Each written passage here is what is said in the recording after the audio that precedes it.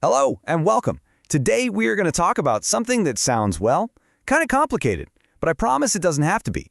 We're talking about options trading for everyone. Okay, so let's just dive right in. When I say options trading, what's the first thing that pops into your head? For a lot of us, it's, these crazy charts, a bunch of confusing jargon, and let's be honest, probably some pretty scary math. But what if I told you that the big ideas behind some of the most common option strategies are actually things you already get? What if it's as simple as, say, ordering your favorite food? Well, that is exactly what we are going to break down right now. So let's start with our first story. We're going to call this the Durian pre-order. And trust me, this is a real-world kind of deal that you're going to understand in like 5 seconds. Okay, picture this. Your goal, your mission, is to get your hands on one of those amazing Musang King durians. They usually go for $100, but you're smart, you're a bargain hunter. You only want to buy it if the price drops to 80. So you find a seller and you make them a promise, a guarantee. You say, look, I will buy that durian from you for exactly $80 at the end of this week, no matter what happens. And you know what? The seller loves this idea. So much so that for your promise, they give you $5, a little commitment fee, right then and there.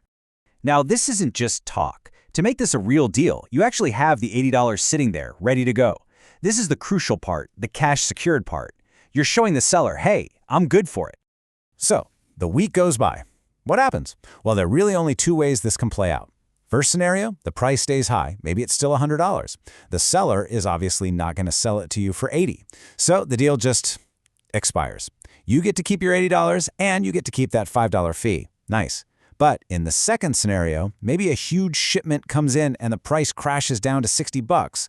Well, the seller remembers your promise. A deal's a deal, they say. You have to buy that durian for the $80 you agreed on. So, you just made a pretty straightforward deal over a piece of fruit. But what you might not realize is that you just pulled off a classic financial strategy. It's called a cash-secured put. So let's connect the dots here.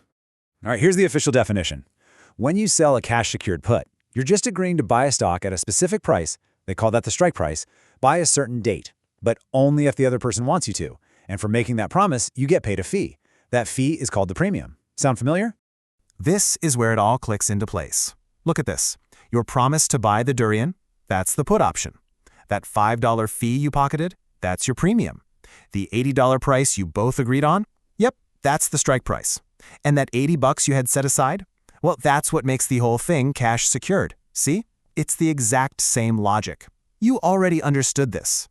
And get this, even in what seems like the bad outcome where you had to buy, think about your true cost. You paid $80, sure, but you already been given $5. So you actually only paid $75 for it. That's a discount on the price you wanted in the first place. All right, that was one side of the coin. Now let's flip it over. We're going to look at a totally different kind of deal now, something I like to call the VIP Bento reservation. So this time, the whole situation's different. You're not the buyer, you're the owner. You already have the asset, a super nice VIP bento box that you bought for $20. A colleague at work sees it and says, hey, can I have the right to buy that from you for $25 an hour? You think, sure, why not? But you charge them a $2 reservation fee, a fee that's yours to keep no matter what they decide to do. And the key phrase here is covered. This isn't some imaginary bento box. You literally have it right there on your desk. If your colleague decides they want it, you're covered. You can just hand it right over. So once again, two simple outcomes. First, your colleague decides they're not that hungry. They don't buy it. What happens? You keep their $2 fee and you get to enjoy your awesome lunch. You basically just got a $2 discount on your own bento box. Or outcome number two, they're starving. They come back, hand you $25, and you give them the bento. You just made a $5 profit on the sale, plus you kept the $2 fee. That's $27 in your pocket. Not bad. You can probably see where this is going, can't you? This little bento deal is a perfect real-world example of another super common option strategy, the covered call. It is literally the bento deal, just formalized for the stock market. So here's the official lingo. Selling a covered call is when you already own a stock and you sell someone the right to buy that stock from you at a specific price, the strike price, by a certain date. And, just like with the bento box, you get paid a fee, a premium, just for selling them that right. And once again, this makes it all so clear. Your VIP bento box, that's your covered asset. Your colleague's right to buy it from you, that's the call option.